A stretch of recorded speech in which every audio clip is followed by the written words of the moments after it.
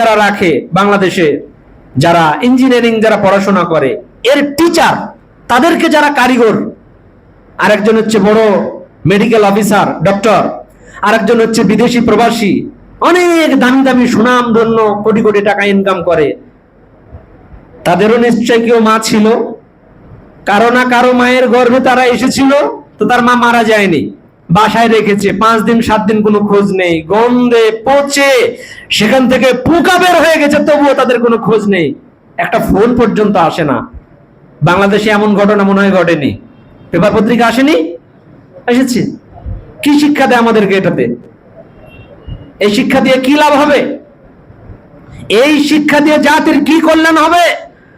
হাজার হাজার কোটি কোটি টাকা ইনকাম করে মায়ের পাশে দাঁড়াতে পারে না, মা মারা গেছে মায়ের নামে কোনো দান খায়রাত করতে পারে না, কবরের পাশে তো যাওয়া দূরের কথা, মায়ের কথা স্মরণও করতে পারে না। এত ব্যস্ততা হতে হতে হতে হতে হতে 365 দিনের ভিতরে একদিন শুধু বাপকে স্মরণ করবে, একদিন শুধু মাকে স্মরণ করবে, সেই নামটি হচ্ছে বাবা দিবস, আর সেই দিনটা হচ্ছে মা দিবস। এই 2 দিন বাপ আর মাকে স্মরণ করবে, এছাড়া আর অন্য কোনো 363 দিনে বাপকে স্মরণ করবে না, মাকে স্মরণ করবে না। এরা সন্তান নয়, এরা হচ্ছে অন্য কিছু, এরা মানুষ হিসেবে পরিচিত হতে পারে না, আর কিছু যাই হোক না কেন। এই সন্তান দিয়ে জাতির কোনো কল্যাণ হতে পারে না, এই সন্তান দিয়ে সমাজের কোনো উপকারে আসতে পারে না, এই সন্তান দিয়ে পৃথিবীতে ইহকাল পরকালে কোনো কল্যাণ আসতে পারে না।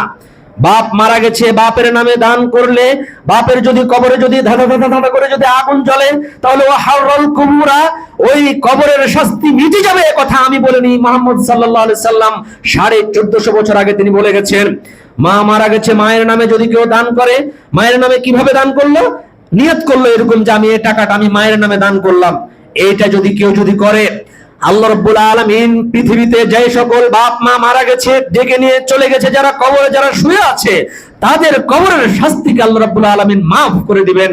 যেমন ভাবে আগুনে পানি ঢাললে যেমন ভাবে ঠান্ডা হয়ে যায়, বাপ মায়ের কবরে তেমন ভাবে আযাবটা, আগুনটা সঙ্গে সঙ্গে ঠান্ডা হয়ে যাবে। কিসের বিনিময়ে বলেন তো? দানের বিনিময়ে। সম্মানিত উপস্থিতি, আমার মূল বক্তব্যের বিষয় হচ্ছে পিতামাতার সাথে ভালো ব্যবহার সম্পর্কে। জানি না কতটুকু কথা বলতে পারবো, তবে কিছু কথা না বললেই নয়। মানুষ যদি সালাত আদায় করে তাহলে নেকি হয়, জান্নাত ক্রয় করা যায় না। মানুষ যদি হজ করে তাহলে নেকি হয়, জান্নাত ক্রয় করা যায় না। মানুষ যদি সিয়াম পালন করে তাহলে অনেক নেকি হয়। আল্লাহকে সবচেয়ে রাজি খুশি করার মাধ্যম হচ্ছে সিয়াম। সিয়াম পালন করলে আল্লাহ যত খুশি হয়, পৃথিবীতে এমন কোন দ্বিতীয় তার সমতুল্য সমকক্ষ ইকুইভ্যালেন্ট ইবাদত নেই যে আল্লাহকে তত বেশি রাজি খুশি করা যাবে। পৃথিবীর ভিতরে সবচেয়ে রাজি খুশি করার জন্য বড় যেটা মাধ্যম সেটা হচ্ছে সিয়াম। আল্লাহ রাসূল সাল্লাল্লাহু আলাইহি সাল্লাম বলছেন, আস-সাওমু লি আনা আজিজি বিহি। আল্লাহ বলছেন সিয়াম হচ্ছে আমার জন্য হাদিসে কুদসি, আর এর প্রতিদান আমি দিব। আল্লাহকে একমাত্র খুশি করার মাধ্যমই হচ্ছে সিয়াম। কিন্তু জান্নাত ক্রয় করা যায় না। অপরপক্ষে সালাত দিয়ে আল্লাহকে যত কাছে পাওয়া যায়, সবচেয়ে কাছে পাওয়ার মাধ্যম হচ্ছে সালাত। পৃথিবীতে আর এমন কোন ইবাদত নেই যে আল্লাহকে তত বেশি কাছে পাওয়া যায়, যে জিনিসটা হচ্ছে সালাত দিয়ে যত বেশি কাছে পাওয়া যায়। সেজদা দিল মানে আল্লাহর পায়ে সেজদা দিল, একদম কাছাকাছি। যাকাত দিলে সম্পদের পবিত্রতা আসে। হজ করলে নিষ্পাপ হয়ে যায় যদি হজ কবুল হয়। উমরা করলে অনেক নেকি হয়। এতগুলো আমলের পরেও আরেকটা আমল রয়েছে, যেটা হচ্ছে দান। জান্নাতে যাওয়ার জন্য সবই মাধ্যম। সালাত 1 নম্বর মাধ্যম, সিয়াম আরেকটা মাধ্যম, যাকাত আরেকটা মাধ্যম, হজ আরেকটা মাধ্যম, শিরক মুক্ত জীবন আরেকটা মাধ্যম। তার মানে পুরো ইসলামটাই 5টির উপরেই কি রয়েছে? প্রতিষ্ঠিত রয়েছে। কিন্তু এখানে দান খায়রাতের কথা বলা হয়নি। বুনিয়াল ইসলাম আলা খামসিন শাহাদাতু আল্লা ইলাহা ইল্লাল্লাহ ওয়া আন্না মুহাম্মাদুর রাসূলুল্লাহ আকিমুস সালাতা ওয়া আতুজ যাকাতা ওয়া সাওমু রমাদান হাত্তুল বাইতি মান ইসতাতা ইলাইহিস সাবিল। ইসলামের মূল স্তম্ভ হচ্ছে 5টি। একটা হচ্ছে আল্লাহকে স্বীকৃতি দেওয়া, তাওহীদ, লা ইলাহা ইল্লাল্লাহ বা আশহাদু আল্লা ইলাহা ইল্লাল্লাহ। ওয়া আকিমুস সালাত, দ্বিতীয়টা হচ্ছে সালাত প্রতিষ্ঠা করা। তৃতীয়টা হচ্ছে কি? সাহায্য করেন, সিয়াম পালন করা। তারপরে যাকাত, তারপরে হজ।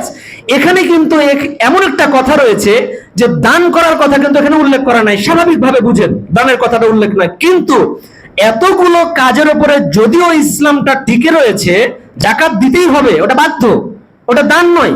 জাকাত দেওয়াটা কি বাধ্য। যদি জাকাত না দেয় তার সমস্ত যতগুলো যাবতীয় যে সম্পদ রয়েছে সব অপবিত্র হয়ে যাবে। মানে এইটা যে আমি দান করলাম, দানের সাথে তুলনা করলাম জাকাত দিয়ে, এটা কিন্তু হবে না। আমার সম্পদ পবিত্রতা করার জন্য, বৃদ্ধি করার জন্য জাকাত। আর দান এমন একটা জিনিস, এটা আমি স্বেচ্ছায় দিচ্ছি, এটা বাধ্য নয়। তো স্বেচ্ছায় কেউ যদি দান করে, তাহলে জান্নাতকে ক্রয় করার জন্য যে যাবতীয় যা দরকার তা হচ্ছে দান একমাত্র কাজ, সেটাই হচ্ছে যথেষ্ট। জমি ক্রয় করার জন্য যেমন দলিলের দরকার, জান্নাত ক্রয় করার জন্য তেমন দানের দরকার। তো মসজিদে আসার সময় মনে করেন যে কোনো একটা জায়গাতে কোনো একটা জিনিসের দরকার, সাপোজ আমরা মসজিদে যখন আসছি দেখছি যে মসজিদের উপরে যে প্লেন সিটটা রয়েছে এটা মনে করেন যে নষ্ট হয়ে গেছে, তো এটা ভালো করার তো প্রয়োজন নেই, তাই কি না?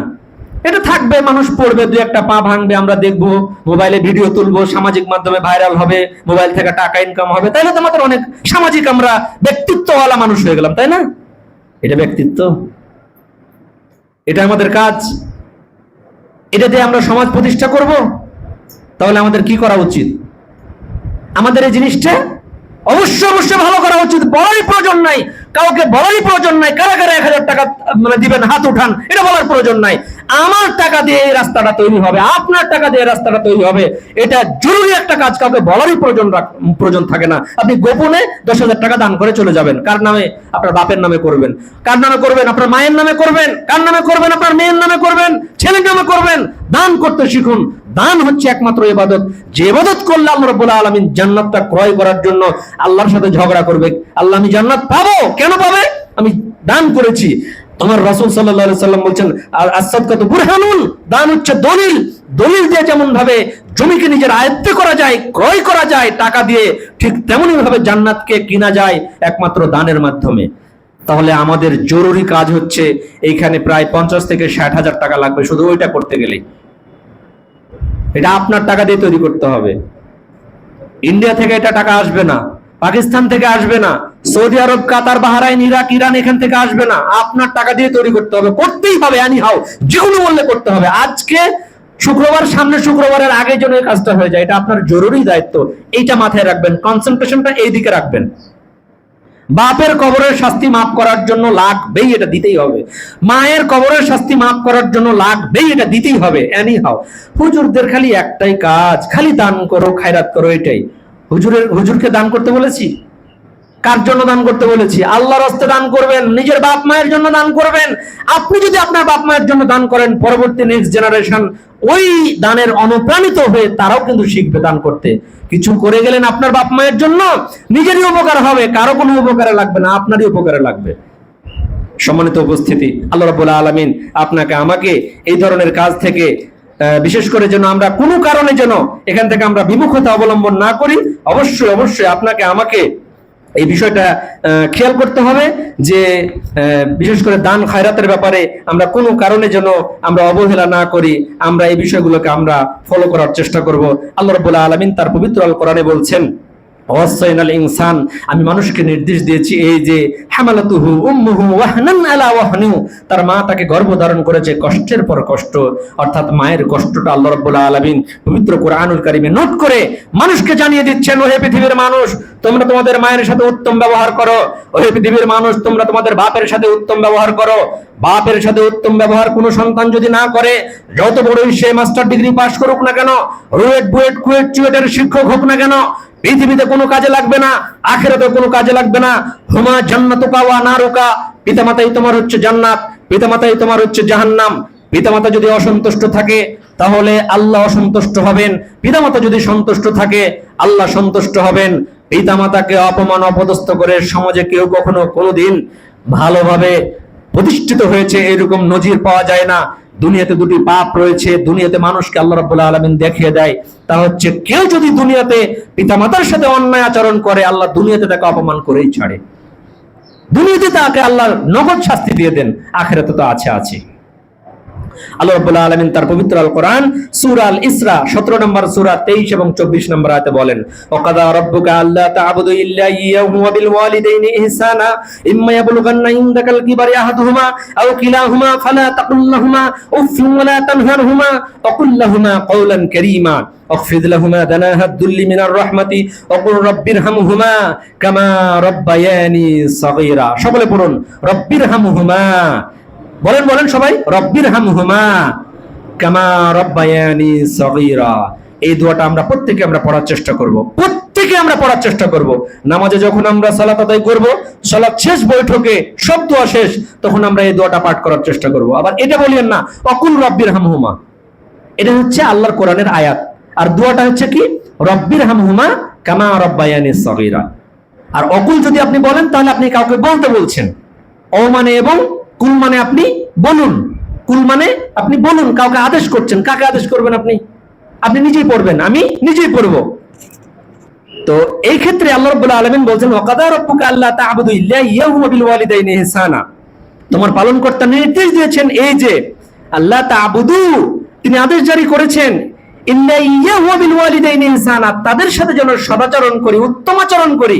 কাদের সাথে? পিতামাতার সাথে। ইম্মা ইয়াবলুগান্না ইনদাকাল কিবারি আহাদুহুমা আও কিলাহুমা, যদি কোনো পিতামাতার ভিতরে একজন, বাপ হোক অথবা মা হোক, কেউ যদি বার্ধক্য অবস্থায় যদি উপনীত হয়ে যায়, বৃদ্ধ হয়ে গেছে, এরকম যদি পরিস্থিতি কেউ যদি পেয়ে যায় যে আমার বাপ বৃদ্ধ হয়ে গেছে কিংবা আমার মা বৃদ্ধা হয়ে গেছে, এরকম যদি হয়ে যায়, তাহলে আল্লাহ বলছেন ফালা তাকুল্লাহুমা উফফিন, ওহে দুনিয়ার মানুষেরা, তোমরা তোমাদের বাপকে কিংবা তোমরা তোমাদের মাকে এরকম ভাবে ব্যবহার করিও না যে কোনো একটা আদেশ করেছে, কোনো একটা কথা বলেছে, উফ পারবো না, পারবো না কথাটা কোরআনের আয়াতে বলা হয়নি, উফ এই কথাটা বলতে আল্লাহ রাব্বুল আলামিন নিষেধ করেছেন। মানে তাদের সম্মানটা আল্লাহর পরেই আল্লাহ রাব্বুল আলামিন দিয়ে দিয়েছেন পিতামাতা। আজকে যারা বাপ হয়েছে, যারা মা হয়েছে, যারা, এদের আফসোস অনেক সন্তানকে দেখলে